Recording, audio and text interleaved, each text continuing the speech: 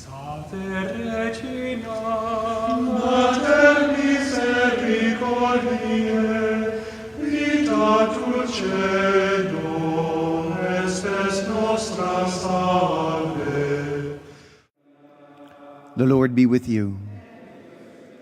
A reading from the Holy Gospel according to Mark.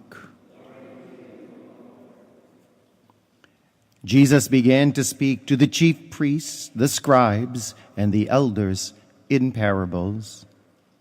A man planted a vineyard, put a hedge around it, dug a winepress, and built a tower. Then he leased it to tenant farmers and left on a journey. At the proper time, he sent a servant to the tenants to obtain from them some of the produce of the vineyard. But they seized him, beat him, handed him, and sent him away empty-handed. Again, he sent them another servant, and that one they beat over the head and treated shamefully. He sent yet another whom they killed. So too many others, some they beat, others they killed. He had one other to send, a beloved son. He sent him to them last of all, thinking, they will respect my son. But those tenants said to one another, this is the heir. Come, let us kill him, and the inheritance will be ours.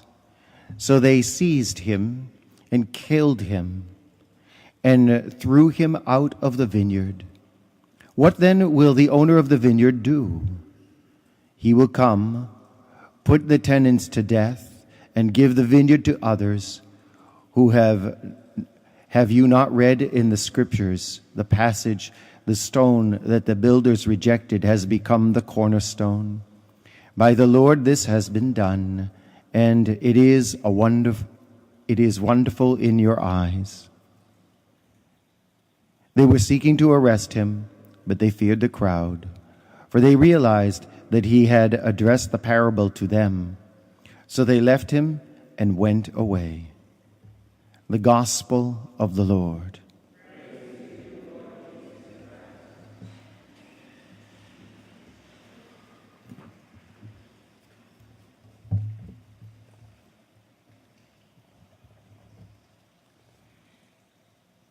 In the Epistle of St. Peter is reminding us that God has shared his divine power with us. Let's just think of that for a minute. God shares his divine power with us. And he calls us to share in his divine nature. And so if you want the stuff of God, if you want a share in this divine nature, then there is a particular way to get to it. You need to have a relationship with God. And the more close you get to God, the more he shares with you. Not because the sharing is limited on his part, but the more we come into a relationship with someone, the more open and receptive we are. So this reminded me of in my teenage years, I didn't have a great relationship with my mom.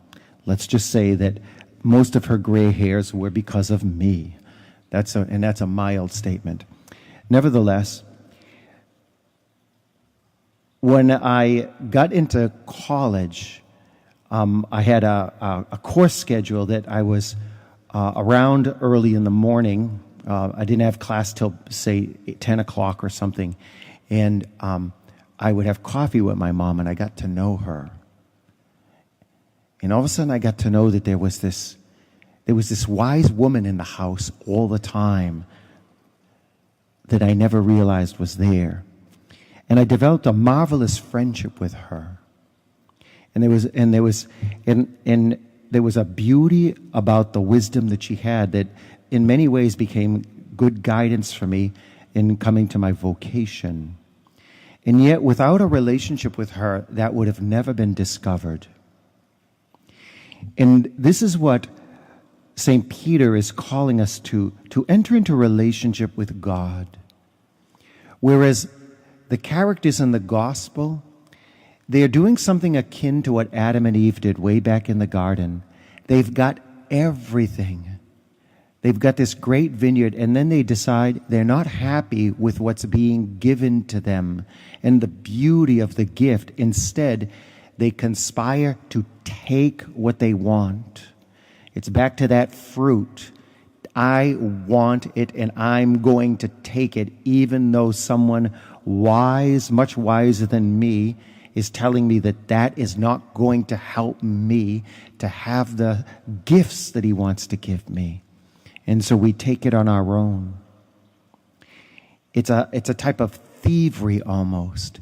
And yet God wants to give us everything we need. And instead of being in relationship with him and being a beneficiary to his gifts, we grasp, we connive, we become immoral, we do all these things. And you see it even now. You see as we become a culture that is becoming more and more secular, becoming more and more atheistic, becoming more and more murderous, even in places where we thought things like this could never happen, in schools, in middle schools even. All this is paralleling and akin to the de-Christianization of our culture.